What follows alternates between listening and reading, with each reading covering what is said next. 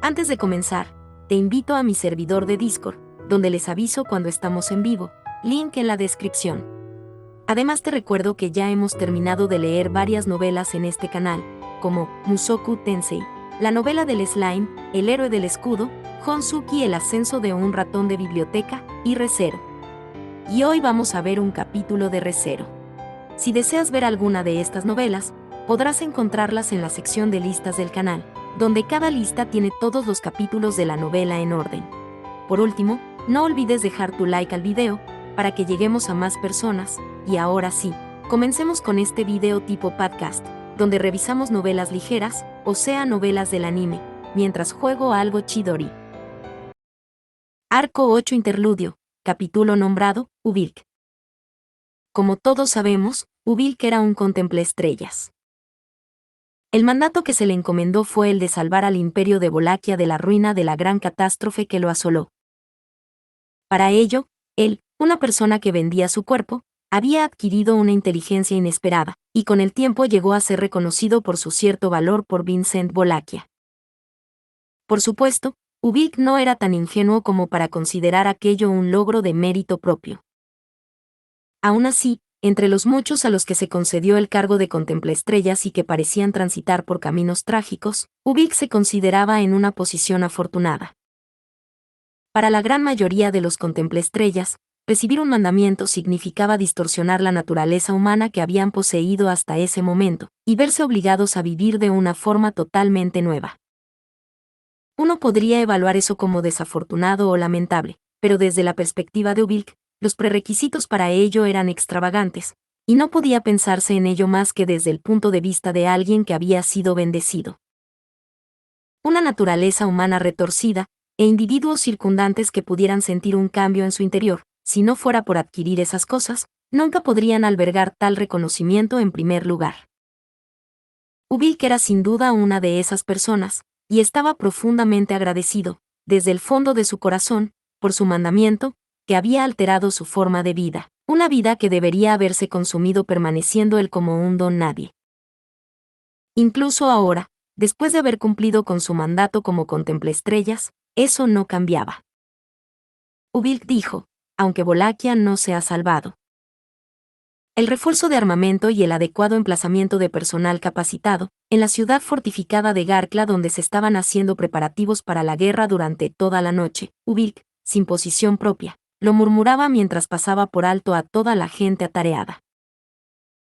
Al sentir que la niebla que siempre había ocupado un rincón de su mente se había despejado, sus pensamientos se vieron de repente libres de la influencia de la niebla, y Ubilk tomó conciencia de que ya no era un contemplaestrellas. Como ya se ha mencionado, el mandamiento que se le otorgó a Ubilk fue el de salvar a Wallachia de la gran catástrofe. A pesar de ello, el hecho de que Ubilk estuviera actualmente liberado de su mandato, equivalía a notificar implícitamente que ya no había nada que Ubilk pudiera hacer en relación con la gran catástrofe.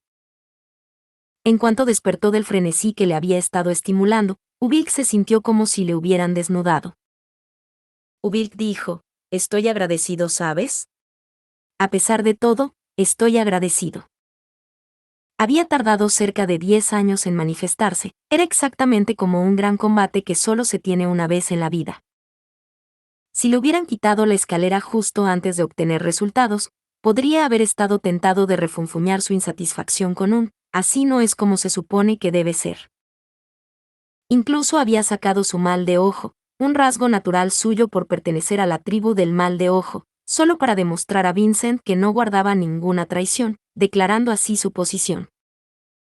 Incluso ahora, seguía teniendo la cicatriz de su mal de ojo justo en medio del pecho, y era algo tan solitario. Ubilk dijo, «Bueno, de cualquier manera, es una buena cosa que como usuario de un mal de ojo no tengo ningún talento para ello». El problema era que la leña que había estado quemando incansablemente hasta hoy se había desvanecido, dejando atrás sus creencias apoderadas, que solo seguían levantando humo, junto con el ser conocido como el mismo después de que eso se hubiera apagado. Hasta ahora, había seguido avanzando en la dirección indicada por su mandamiento, y había cumplido con su deber de observador de las estrellas. Ese había sido el método de lucha de Ubilk, por lo que no había adquirido conocimientos de los estilos de lucha de los guerreros, como blandir espadas o tensar arcos. Además, en los días que había pasado en la isla de los gladiadores, su prioridad número 1 fue no morir, para cumplir su mandamiento, por lo que no tenía ninguna experiencia en combate. Por lo tanto, en esta fortaleza donde todo el mundo tenía la determinación de luchar, Ubilk estaba completamente solo. Ubilk dijo: me pregunto si no debería haber informado a su excelencia de una manera tan tontamente honesta. Abandonando la ciudad fortificada de Garkla, Vincent se dirigía a la capital imperial de Rutgana para la batalla decisiva. Antes de su partida, Ubilk fue interrogado directamente por él. Vincent le preguntó si aún podía aportar alguna utilidad para detener la gran catástrofe, como contempla estrellas.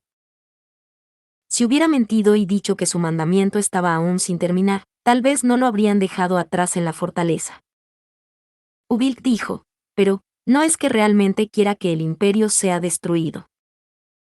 Al decir una mentira porque no tenía lugar, se le otorgaría a Vincent una preocupación innecesaria, y serviría como un acto que beneficiaría al enemigo. Tras sopesar quién serviría mejor al imperio si Vincent y Chisa se quedaban atrás, Ubilk participó en el plan de Chisa y ayudó a que Vincent sobreviviera. A él se le concedió un mandamiento, pero, en cambio, Chisa, que había establecido su propio modo de vida sin que se le hubiera concedido ninguno, era mucho más admirable. Ubilk no quería deshonrar esa decisión. Además, dentro de la inquieta fortaleza, Ubilk se cruzó sin rumbo con mucha gente. Absolutamente todos ellos comprendieron la situación adversa en la que se encontraban, pero aún así hicieron lo necesario para desafiar lo que debían. Independientemente de lo bien que lo hicieran, Ubilk respetaba que se dedicaran a su deber. Al mismo tiempo, sentía envidia. Poco antes, Ubilk había estado en el mismo bando que ellos. Considerando la posibilidad de que el imperio estuviera nuevamente en peligro, Ubilk se preguntó si podría volver a recibir un nuevo mandamiento. Si se le privó de su papel, porque ya no era necesario, ¿qué pasaría si volviera a hacerlo? En ese momento, Ubilk no podía hacer nada con respecto al grupo de Vincent, pues ya habían partido hacia la capital imperial. Pero, aunque el grupo de Vincent eliminara al cabecilla del gran desastre, ¿qué pasaría si alguien que ocupara un puesto importante en el imperio perdiera la vida, o si alguien del reino que estuviera ayudando muriera? ¿No se trataría de una crisis que amenaza con la ruina del imperio, en una forma totalmente distinta a la del gran desastre? Ubilk dijo: la posibilidad de que un contemplaestrellas reciba un mandamiento, lo cumpla, y luego se le conceda un nuevo mandamiento, es cercana a cero. Pero, no es cero. Si tan solo se le pudiera hacer llegar un mandamiento para salvar de la ruina al imperio bolaquiano. Si se produjera esa nueva crisis, probablemente se dictarían mandamientos para evitarlo. Ante tal posibilidad, las piernas de Ubilk comenzaron a dirigirse hacia la parte trasera de la fortaleza. Ubilk, junto con personas importantes tanto del reino como del imperio, estaban hacinados en el interior de la gran fortaleza más robusta de Garkla. Para llegar a este punto, los muertos vivientes necesitarían capturar las murallas protectoras que rodean la ciudad, así como los numerosos fuertes que se encuentran a lo largo del camino. En ese momento, la perspectiva de los defensores lo consideraría una batalla perdida. Sin embargo, no había más medios de retirada dentro de la ciudad fortificada, y los soldados no tendrían más remedio que luchar hasta que cayera el último soldado. Literalmente, esta gran fortaleza sería el último bastión del imperio. Si hubiera alguna abertura en eso. Ubilk dijo: cualquier cosa pequeña. Una sola apertura estaría bien. Aunque no llegara a quitar el pestillo de la puerta, podría dejarla un poco levantada para que fuera más fácil abrirla. También estaría bien colocar un simple dispositivo de piedra mágica basado en el tiempo para que se activara al cabo de cierto tiempo dentro de los muros exteriores de la fortaleza. Aunque solo fuera para empujar las espaldas de los no muertos, un paso adelante. Si lo hacía, la llama que se había apagado en el corazón de Ubilk recibiría un nuevo encendido. Personaje desconocido, ¿tú, qué haces ahí? Cuando una voz le llegó de repente desde lo alto, Ubilk detuvo su paso y tensó la expresión de su rostro. Al darse la vuelta, Una mirada le observaba desde el pasillo del segundo piso de la fortaleza. Sus ojos se encontraron con los de una mujer de pelo castaño, que iba en silla de ruedas y tenía una mirada desagradable. Una mujer que también había estado montada en los carruajes de dragones acoplados, donde ella tampoco tenía ni idea de cuál era su papel. Con una mirada de sospecha en su rostro, ella miró a Ubilk, que estaba presente en la parte trasera impopular de la fortaleza. La mujer dijo, «No me digas. ¿Estás holgazaneando? Si es así, no puede ser peor. Escucha, aunque una mujer con malas piernas como yo esté trabajando, ¿quieres morir?» Sí, tú. Ubilk dijo, «No, no es que esté flojeando».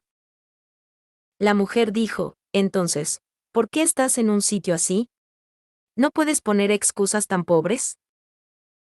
¿Crees que una persona como yo es ignorante sobre el mundo, así que es fácil engañarme, no?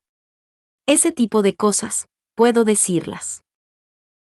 Mientras se mezclaba en un extraño punto de vista autocastigador, la mujer denunció a Ubilk. Su actitud era extremadamente unilateral, pero cualquier cosa que pudiera decir en respuesta provocaría inútilmente su ira, por lo que Ubilk estaba seriamente preocupado por lo que debía hacer. Estrujándose el cerebro, de repente tuvo una idea. Ubilk dijo, «Quiero preguntar algo, muy rápido. Tus piernas están inutilizadas, y probablemente seas incapaz de luchar. ¿Por qué exactamente una joven como tú sigue viviendo?» La mujer dijo, «¿Tú, estás intentando buscar pelea?» Ubilk dijo, «Ah, no, te equivocas. Realmente no estaba tratando de hablar mal de ti». Cuando la mujer abrió los ojos, furiosa, y se asomó a la ventana, Ubilk levantó ambas manos y se disculpó. Mientras lo hacía, trató de formular en su mente lo que quería decir. En este aprieto, dentro de la gran fortaleza en la que los guerreros iban y venían, se encontraba una mujer discapacitada que no podía servir para nada. Ubilk dijo, «¿Por qué una persona así va por ahí buscando cosas que hacer?» La mujer dijo, «Eso es. Bueno, eso es obviamente porque me sentiría fatal quedándome sin hacer nada». Al recibir como respuesta una voz brusca y enfadada, Ubilk se sobresaltó. Al ver la sorprendida reacción de Ubilk, la mujer soltó un caramba, y se mordió las uñas, irritada. Mientras los mordía, clavó los ojos en Ubilk como si hubiera matado a sus padres. La mujer dijo, «Sabes, mi prometido murió en este conflicto. Se desvivió por venir a salvarme y murió». Ubilk dijo, «Eso debe haber sido duro». La mujer dijo, «No hables como si lo supieras. Aunque, no eres solo tú. Todo el mundo dice cosas como si lo supiera, pero no es asunto suyo». «Pero». Ubilk dijo, «¿Pero?» La mujer dijo, «¿Qué pensarían si una mujer en silla de ruedas se quedara lloriqueando y acobardada, incapaz de servir para nada? Dejarían en ridículo a Todd, diciendo cosas como, «Ah, su prometido murió porque ella era una carga». Con voz y labios temblorosos, la mujer habló mientras los ojos se le llenaban de lágrimas y lanzaba una mirada furiosa. El nombre que había aparecido de repente sin explicación, probablemente era el de su prometido. De lo que hablaba era, sin duda, solo de su paranoia. Pero, aunque era excesivamente dramático, también había algo de verdad en ello. Sin conocer las circunstancias, sin conocer la relación entre esta mujer y su prometido, si unos desconocidos se cruzaran con ella solo por un momento, la mayoría probablemente albergaría tanta lástima por ella. La mujer dijo, «No necesito nada parecido a la lástima. Yo sí puedo tener aunque sea un poco de dignidad, si hay aunque sea un poco de trabajo que pueda hacer, entonces ese idiota no necesitará ser menospreciado por gente que ni siquiera lo conoció». La mujer dijo, «Yo, voy a vivir mi vida con dignidad». Apretando los dientes, con lágrimas brotando de sus ojos, mientras su lastimera voz temblaba, la mujer habló así. Al decir esto, la mujer volvió a mirar a Ubilk con los ojos humedecidos. Y con un chasquido, sacó un dedo desde su posición elevada. La mujer dijo, «Si lo entiendes, entonces busca un trabajo que hacer y ponte a trabajar». ¿Estás debajo de una mujer en silla de ruedas? ¿Tenía la intención de encender un fuego en él a través de palabras ásperas, o era simplemente que ella tenía una lengua afilada? Ubilk, que ni siquiera conocía el nombre de la mujer, no podía deducir sus verdaderas intenciones. Aunque no pudo deducirlas, la mujer le transmitió con suficiencia el modo de vida que había establecido para sí misma. Y eso fue. Ubilk dijo: eres digna de elogio, jovencita. Después de todo, acabas de aplastar una de las razones que llevaron a la ruina del imperio. Ella se convirtió en el impulso para que Ubilk, que había dejado de ser un contemplaestrellas, se liberara de su mandato en un sentido verdadero. Separador de cambio de escena. Katia dijo: diciendo esas tonterías, ese hombre estaba intentando redirigir la conversación. Bueno, después de eso, parece que fue a pedirle un trabajo a los soldados de la fortaleza. Caminando junto a Katia, que respiraba agitadamente incapaz de aliviar su ira, Rem suspiró profundamente al escuchar la historia del hombre al que había reprendido. Incluso en una situación en la que todos debían trabajar unidos, siempre habría algunos alborotadores. Eran los que desanimaban la moral de los que les rodeaban y perturbaban el bucle. Rem dijo: pero, por favor, ten cuidado. No hay garantía de que no pierdan los estribos y se pongan violentos contigo.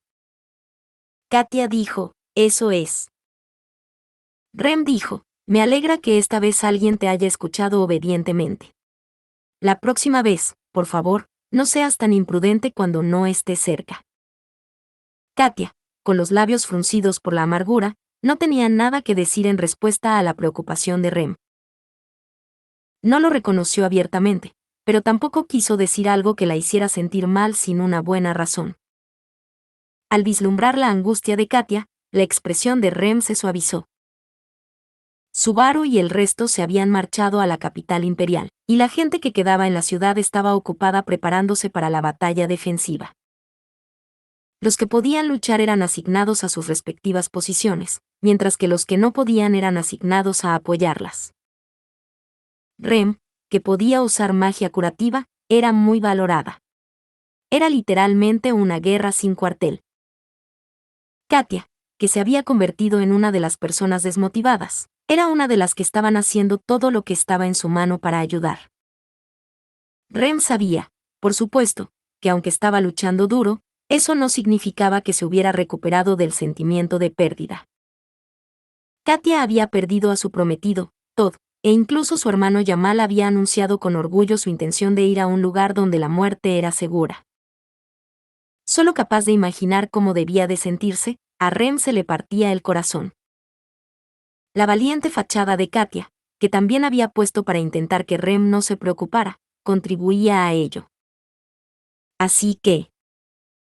Rem dijo: Katia-san, ¿puedo pedirte ayuda para reunir paños limpios?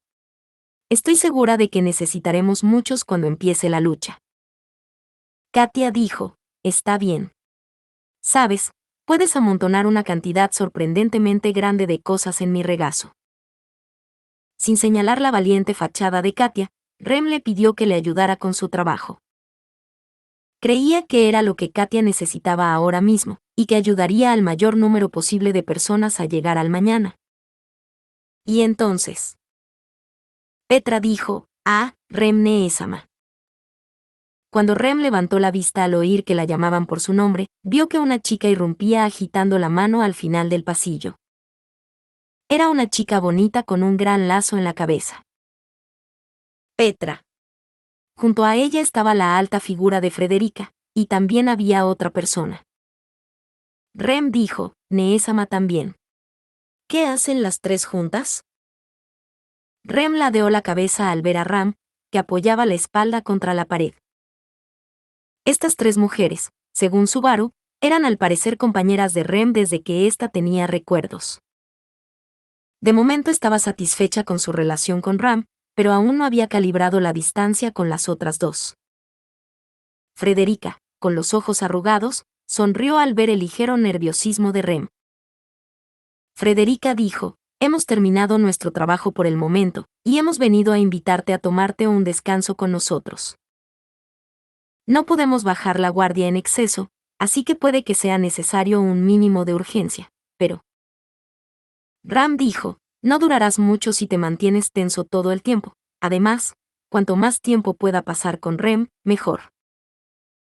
Petra dijo, yo también estoy de acuerdo con Ram Neesama. Además, sonriendo en respuesta a las sinceras palabras de Ram, Petra dirigió una significativa mirada a Rem a mitad de frase, levantando la vista hacia ella. Al darse cuenta de que Petra la miraba, Rem guardó silencio un momento y percibió lo que realmente quería decir. Eran personas con las que Rem estaba intentando tantear su relación, pero lo mismo podía decirse de ellos también. Dicho esto, también era cierto que ahora mismo las cosas estaban en estado de emergencia, así que... Rem dijo, me siento agradecida por cómo te sientes. Pero, ahora no es el momento. Ram dijo, no, Rem. Lo tienes al revés. Rem dijo, Neesama. Ram dijo, después de todo, es una situación inminente. Puedes pensar que no es el momento para esto. Sin embargo, también puedes decir que es la única oportunidad que tendremos. Ram puede confiar en Rem, sin hacer preguntas. Pero... Allí, Ram entrecerró los ojos carmesí y señaló a los dos que estaban a su lado con la mirada. Rem pensó que la amistad debería haber pasado a un segundo plano debido a la urgencia de la situación. Sin embargo, Ram y sus compañeros pensaban que la confianza era importante en una situación así. Rem dijo, Katia-san, ¿qué piensas? Katia dijo, no me preguntes algo así. Para empezar, ni siquiera me invitaron. Ram dijo, ¿de qué estás hablando? ¿No eres amiga de Rem? Será mejor que vengas también. Katia dijo, aunque tu cara se parece, eres mucho más prepotente que Rem. No, pensando de nuevo con calma, la de aquí es una mujer muy prepotente también. Rem y Ram, las dos hermanas, le hablaron al mismo tiempo, y Katia pareció terriblemente desconcertada. De todos modos, cuando le pidieron su opinión, la mirada de Katia se desvió un momento antes de decir. Katia dijo, ¿por qué no intentas llevarte bien? No estarás holgazaneando si hablas con ellos de asuntos relacionados con el trabajo, y además estoy segura de que querían verte de todas formas, ¿no? Oh, eso creo. Frederica dijo, Katia-san. Petra dijo, Katia-sama. Katia dijo, no hace falta ser tan contundente. Ni siquiera conozco sus nombres. Petra y Frederica se mostraron complacidas con la opinión de Katia, que fue opinada de cerca por Ram y los demás tras un rato de desconcierto. Rem también tenía sus nociones, echando una mirada furtiva a Katia, que temblaba ante el vigor de aquellas dos. No es que a Rem no le gustara. Era solo que no podía evitar sentirse presionada. Ram dijo, ¿realmente estás tan preocupado por Barusu? Rem dijo, sí. Siempre actúa tan exageradamente. Desde el lado de Rem, Ram se lo preguntó en voz baja a ella, que observaba a Katia y a los demás con la mano en el pecho. Había sido tan natural que incluso Rem había dejado escapar sin querer sus verdaderos sentimientos. Sin darse cuenta, Rem, que tenía la mano en el pecho, volvió a ponérsela sobre la boca y miró boquiabierta a Ram. Sin embargo, su hermana mayor se limitó a cerrar uno de sus ojos y a esbozar una sonrisa orgullosa, haciéndole ver que no era rival para ella. Y, fue entonces cuando sucedió. En el cielo sobre la gran fortaleza, una fuerte, fuerte explosión sonó. Un momento después, Rem giró la cabeza apresuradamente para mirar por la ventana y vio un destello de luz que cortaba el cielo matutino. Era el informe de un vigilante de la ciudad, que había utilizado la señal acordada de antemano. Ram dijo, Frederica. Entendido, respondió ésta. Inmediatamente después, más rápido de lo que Rem podía agitarse, Frederica respondió a la aguda llamada de Ram. Rápidamente se colocó detrás de Katia y agarró las empuñaduras de la silla de ruedas. Frederica dijo, Katia-sama, Ten cuidado de no morderte la lengua. Katia dijo, espera, espera. Petra dijo, Frederica Neesama, por aquí. Katia, que estaba en su silla de ruedas, soltó un grito, cuando Frederica echó a correr a toda velocidad. Mientras tanto, Petra empezó a correr con su pequeño cuerpo por el pasillo de la fortaleza como si encabezara la marcha de la silla de ruedas. Un momento después, uno tras otro, todos los habitantes de la gran fortaleza, o mejor dicho, todos los habitantes de la ciudad fortificada de Garkla, comenzaron a moverse a la vez. En un instante, la ciudad se había transformado en un ser vivo singular. Todos compartían un destino común, todos estaban en el mismo barco. Tal hecho se aplicaba a los vivos y a los muertos, a todas y cada una de las criaturas. Ram dijo, Rem, ¿estás preparada? Rem tragó saliva, sintiendo esa ilusión que le hacía sentir como si toda la ciudad temblara, y de pie junto a ella estaba Ram. Mirando de perfil el rostro de su intrépida hermana mayor, que le había hecho aquella pregunta, Rem tomó un pequeño respiro y dijo. Rem dijo, ¿qué pasaría si dijera que no lo soy? Ram dijo, si ese fuera el caso, ten por seguro que Ram ya se ha preparado para Rem también. Rem dijo, como se esperaba de Neesama. Ram dijo, por supuesto. Ram es la clase de hermana mayor de la que deberías estar orgullosa. Asintiendo a Ram, que compartía su valor sin necesidad de pedírselo, Rem siguió a Katia y a los demás mientras corría con su hermana por la ruidosa fortaleza. La batalla estaba a punto de comenzar. La batalla final que determinaría el destino del imperio. Rem dijo, por favor. Estoy confiando en ti.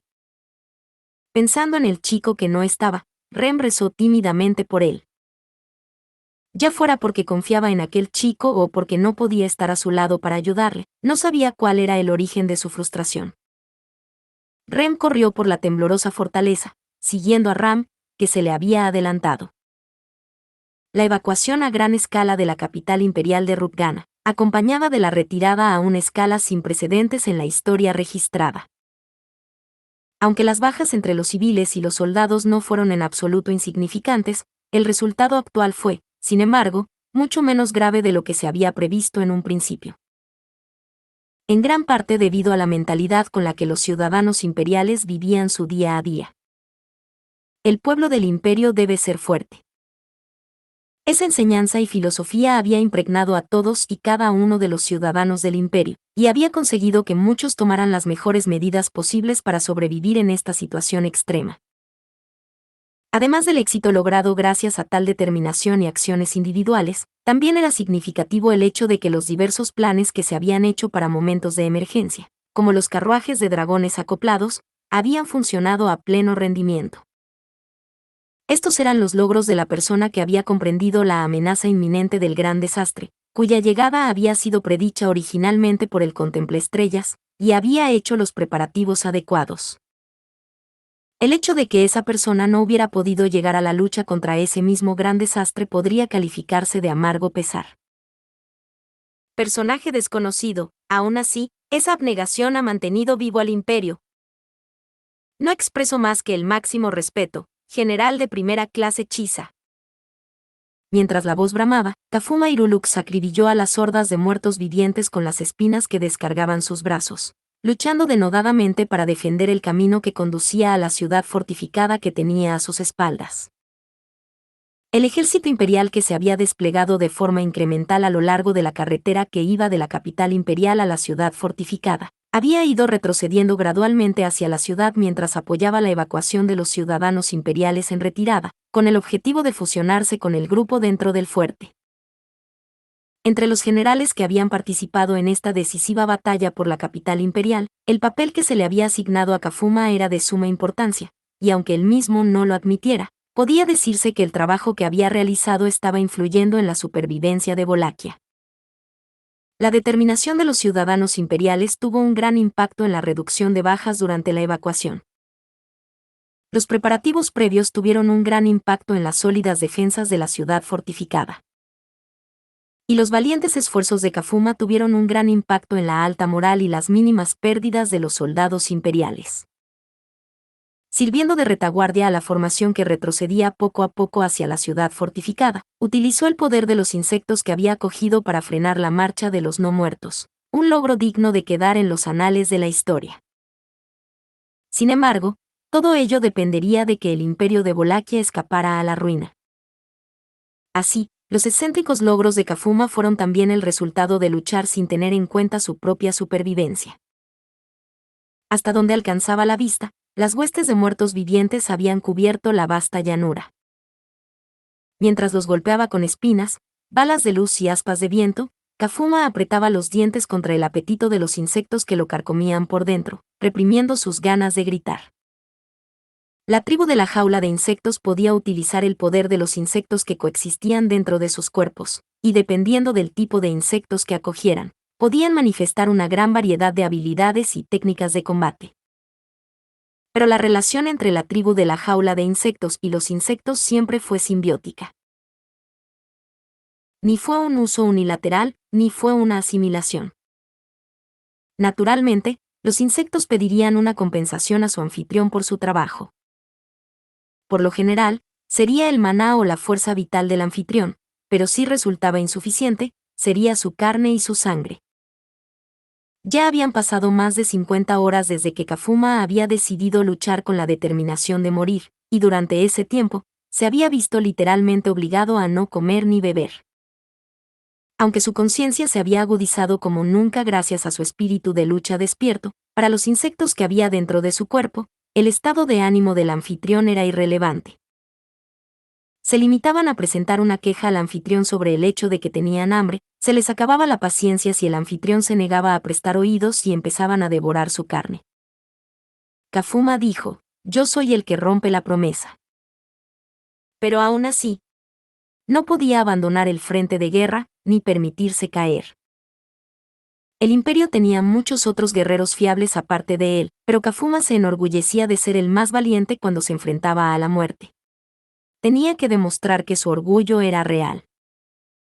Por esa razón, Kafuma dijo, yo, no debo, caer aquí.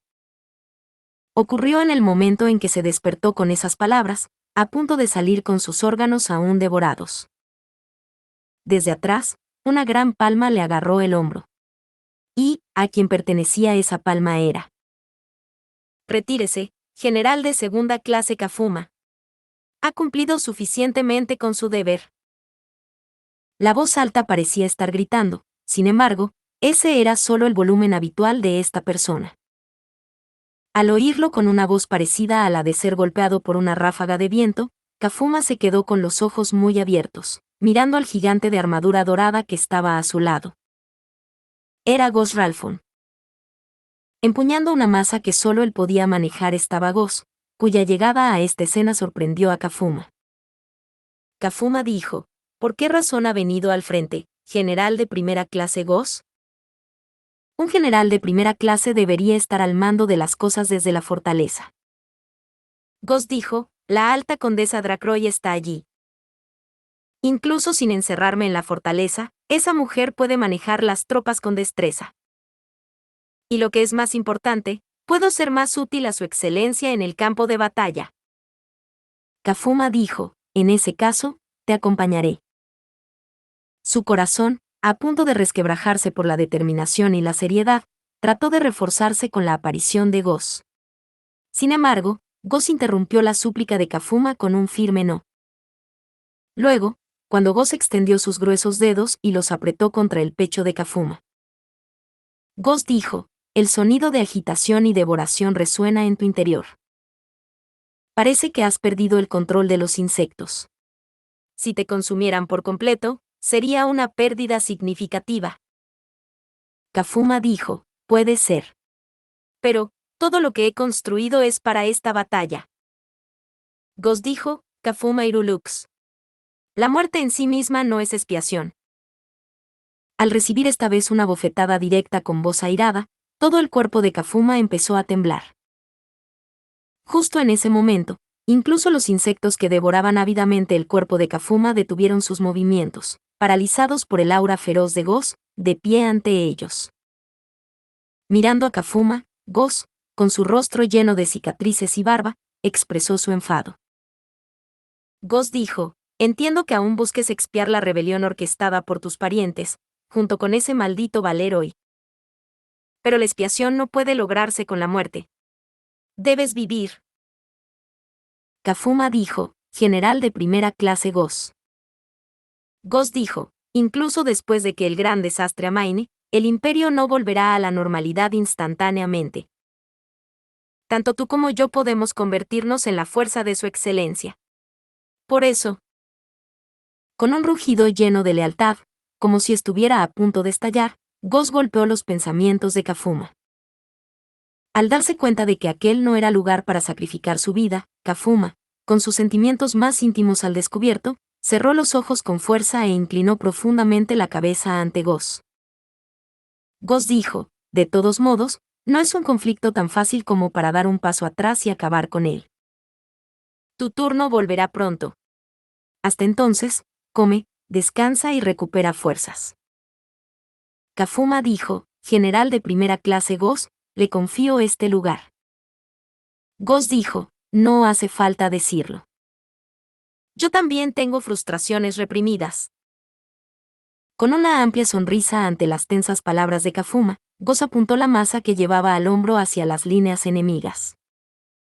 Manejando con soltura el arma excesivamente pesada que nadie más que él podía manejar, todo el cuerpo de Ghost rebosaba de un tremendo espíritu de lucha, tan inmenso que tenía una ilusión de visibilidad. Una vez más, sintiendo la aprensión de los insectos dentro de su propio cuerpo, Kafuma se sumió en profundos pensamientos. Chisa Gold, que demostró una estrategia insondable para tomar precauciones contra la ruina del imperio, y Ghost Ralphon, que asustó a los insectos con solo permanecer allí con su tremendo espíritu, eran los dos que habían alcanzado la posición de generales de primera clase del imperio bolaquiano. Todos ellos seres trascendentes no menos competentes que otro. Imaginando cómo casi había sido clasificado entre ellos en el pasado, y cómo debe ser clasificado entre ellos en el futuro. Kafuma dijo, el imperio es fuerte. No nos atraparán tan fácilmente, ni los muertos vivientes ni el desastre. Cambio de escena. Otto dijo, no se trata de ser fuerte o débil, sino más bien de una cuestión de cantidad, a la que es difícil hacer frente. Afortunadamente, los suministros y las defensas de la ciudad fortificada son abundantes, pero no podremos resistir un asedio así durante mucho tiempo. Serena, dices lo que piensas claramente. Bueno, ciertamente tengo una mejor impresión de ti que de aquellos que no pueden expresar sus opiniones por miedo a ofender a los demás. Si tan solo tu astucia pudiera ser igualada por tu fuerza militar, entonces serías más de mi agrado. Berstets, alta condesa Dracroy, no divaguemos más. Berstets, reprendiéndola, miró a Serena con ojos finos como hilos. Serena se encogió de hombros bajo aquella mirada, y Otto, al que estaban coqueteando, dejó escapar un pequeño suspiro. El escenario era la sala de mando de la gran fortaleza, y los que estaban frente a frente eran los responsables de dirigir la batalla defensiva a gran escala de la ciudad. A partir de los informes de los vigías, se confirmó que la ciudad fortificada de Garkla había entrado en un estado de preparación para el combate en torno a la gran fortaleza. La fuerza de retraso que había estado frenando el avance enemigo también se había unido a la ciudad, y escenificado dentro de una ciudad que presumía de las defensas más fuertes del imperio de Wallachia. El mayor asedio de la historia del imperio estaba a punto de comenzar. Anastasia, dicho esto, normalmente se gana un asedio esperando refuerzos, pero no podemos contar con eso esta vez. La única forma en que podemos decir que hemos ganado es... Personaje desconocido. Cuando Natsuki-kun y su excelencia el emperador derroten espléndidamente al cerebro del enemigo. Hasta entonces, nuestro papel es luchar para que Wallachia no caiga. Anastasia, si Wallachia cae, entonces Kararagi y Lugúnica también. ¿Qué diablos? Es realmente una batalla por la supervivencia del mundo, ¿no es así? Colocando la mano sobre su blanca mejilla, Anastasia esbozó una elegante sonrisa mientras hablaba, y el pañuelo de zorro que la acompañaba dejó escapar un suspiro de exasperación. Con una forma bastante peculiar, el pañuelo de zorro traído por Anastasia era supuestamente un espíritu. Necesitaban tantas cabezas capaces como pudieran conseguir, ya que esto realmente era una guerra sin cuartel. Serena, la primera pregunta es cuánto tiempo aguantarán las defensas de la ciudad. El general de segunda clase Irulux ha sido reemplazado por el general de primera clase Ralphon. A pesar de sus apariencias, es un hombre capaz de un trabajo delicado y hábil.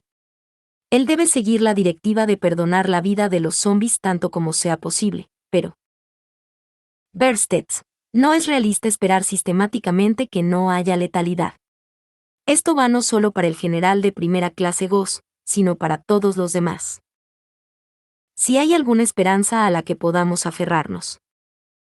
Anastasia dijo, supongo que sería el grupo de amigos de Natsuki-kun. Otto, yo también lo creo.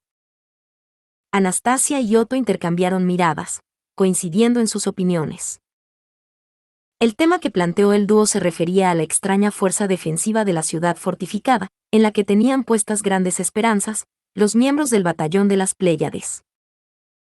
El chico de pelo negro, que había entablado una relación milagrosamente amistosa con Vincent, lideraba este grupo. Habían ayudado significativamente a los refugiados con su fuerte solidaridad y sus misteriosas habilidades de combate. Actualmente, el chico en cuestión se dirigía a la capital imperial con Vincent y los demás, dejando al grupo bajo el liderazgo de Gustav Morello, dirigidos por el severo miembro de la tribu de los brazos múltiples. Los gladiadores estaban luchando excepcionalmente bien. Echidna Bufanda dijo, su moral es alta, y su capacidad para evitar bajas es impresionante. A menudo pienso para mis adentros que Natsuki-kun es un genio a la hora de llevar lo que se necesita a donde se necesita. Otto dijo, sí, esa parece ser su única cualidad redentora. Aunque me gustaría que se limitara a hacer entregas o a salvar divisiones políticas, en lugar de correr imprudentemente hacia las situaciones más peligrosas. Anastasia dijo, pero ya sabes, ¿no es eso más un problema por parte de Emilia-san? Si Emilia-san empieza a correr adelante, Natsuki-kun tiene que correr también, no hay manera de evitarlo. Anastasia sacudió la cabeza con un gesto de qué pena, y Otto dejó caer los hombros en señal de acuerdo. Aunque ver este intercambio y el desarrollo de las relaciones sería interesante, dedicarle demasiado tiempo atraería una mirada severa del primer ministro. Serena se aclaró la garganta y, tras captar la atención de todos, dijo, según nuestro acuerdo previo, nuestra estrategia de combate es estrictamente mantener un asedio, una batalla defensiva. Si derrotar a un oponente específico pudiera resolver todo esto, consideraría el asesinato como una opción, pero Berstets, tal como están las cosas, consideremos a su excelencia y a los que se dirigen a la capital imperial como las flechas del asesinato. Serena dijo, así es como es. Es una guerra sin cuartel. Ante las palabras de Serena, había una tensión palpable en el aire, y la expresión de todos se hizo más intensa. Las bromas desenfadadas de antes habían terminado, y a partir de ese momento, tendrían que esforzarse al máximo. Los generales imperiales, los combatientes rebeldes, los gladiadores del batallón de las Pléyades, el pueblo de Sudrak, e incluso los aliados del reino y los emisarios de las ciudades-estado, todos eran parte de una batalla en la que utilizaron todo lo que tenían a su disposición. Y, como primer obstáculo, Serena dijo, contaremos con ustedes, enviados de las ciudades-estado. Anastasia dijo, claro, déjalo en nuestras manos. Desde que yo recuerdo, nunca me ha defraudado, ni una sola vez. Separador. En medio de la guerra librada en el Imperio Bolaquiano, ¿cuál era exactamente el aspecto que más difería del de otros países? Si se ignoraba la determinación que albergaban los soldados imperiales, o su ardiente espíritu para contender en la batalla, la respuesta era simple y llana, el potencial para el combate aéreo. La técnica de domesticación de dragones voladores, ausente en otras naciones, y el hecho de que un gran número de dragones voladores habitasen exclusivamente en el imperio, eran aspectos de su superioridad que quedaban ampliamente demostrados en la guerra. Era un hecho que no hacía falta ni pensar, pero el mero hecho de poder volar por los aires era algo que resultaba ventajoso en la guerra. De hecho, la ciudad fortaleza de Guaral, de la que se decía que presumía de una gran capacidad defensiva entre otras ciudades de tamaño similar, había caído en un estado de destrucción total debido a una bandada de dragones voladores comandados por la generala de los dragones voladores, Madeline Stark. Simplemente lanzando cosas desde una posición inalcanzable, una batalla se volvería unilateral. Eso seguía siendo una amenaza incluso para la ciudad fortificada de Garkia, una ciudad rodeada por una imponente muralla. Sin embargo, fuego. Alineados en lo alto de la muralla, los guerreros sudraquianos con los arcos preparados disparaban flechas al aire al unísono. El aluvión de flechas cubría el cielo, sin ofrecer escapatoria, y directamente atravesada por aquellos innumerables ataques se encontraba la bandada de dragones voladores no muertos que había recibido la orden de asaltar la robusta ciudad desde los cielos, y que surcaba los aires mientras se acercaba cada vez más. Atravesadas por los despiadados golpes, una tras otra las cabezas de los dragones voladores no muertos se hicieron añicos antes de convertirse en polvo y caer al suelo. Entre ellos, había algunos que seguían volando sin prestar atención a los ataques, pero una sudraquiana dijo: derríbenlos. Es mejor si caen al suelo. Golpeado por una flecha incomparable a una flecha normal en términos de longitud y grosor, uno de ellos voló en pedazos en el aire y encontró su fin. En respuesta al combate aéreo, las Sudrak presumían de una fuerza sin igual. La experiencia de la mencionada derrota aplastante en la ciudad fortaleza tuvo un gran impacto en el estilo de lucha de estas mujeres. De no haber sufrido esa derrota, los Sudrak probablemente no habrían estado luchando aquí contra los dragones voladores no muertos. Dando sentido a todas y cada una de sus batallas, el pueblo de Sudrak había luchado desde el inicio de la agitación del imperio, que comenzó con el derrocamiento de Vincent Volaquia. Y, en respuesta a la moral de esas mujeres, una sudraquiana dijo: ve por ellos, tipo de la cara bonita. Y el hombre respondió: haré todo lo posible por satisfacer sus expectativas. Al-Clauseria. Tejiendo un conjuro con un fino tono de voz, la punta de la espada del caballero trazó el cielo, y siguiendo esa trayectoria nació una luz arco iris, que desbarató el camino de los dragones voladores no muertos. A pesar de la belleza de la aurora arco iris, se convirtió en una barrera que rechazaba todo y a todos. El hombre dijo: totalmente diferentes de cuando aún eran capullos, estas chicas han florecido, y este es su destello. En un abrir y cerrar de ojos, los cielos de la ciudad fortificada se vieron envueltos en una aurora de arco iris. Sin embargo, el tamaño y la extensión de ese arco iris eran suficientes para defender alrededor de la mitad de la extensa ciudad fortificada. Los soldados imperiales que luchaban en el frente, así como los que también se encargaban de proteger la ciudad desde lo alto de la muralla, se quedaron boquiabiertos ante aquella extraordinaria capacidad de combate, y no pudieron evitar sentir una oleada de coraje por aquella fiabilidad. Al sentir esa oleada de moral, el caballero que cedió ese arco iris, Julius Juculius, agitó el dobladillo de su kimono y volvió a mirar al cielo. Con una cicatriz blanca bajo el ojo izquierdo, el intrépido joven participó en la batalla por honor, y sin embargo dirigió su mirada hacia lo que debía hacer sin un ápice de vacilación. Sus ojos estaban fijos en el cielo, en las vastas tierras donde se acercaban los no muertos, creyendo en los esfuerzos de su amigo, que se dirigía aún más allá. Finalmente, Julius dijo: yo cumpliré con mis obligaciones. Espero que tú también lo hagas al máximo, Subaru. Fin. Muchas gracias amigos por acompañarme en este streaming y nos vemos en el siguiente.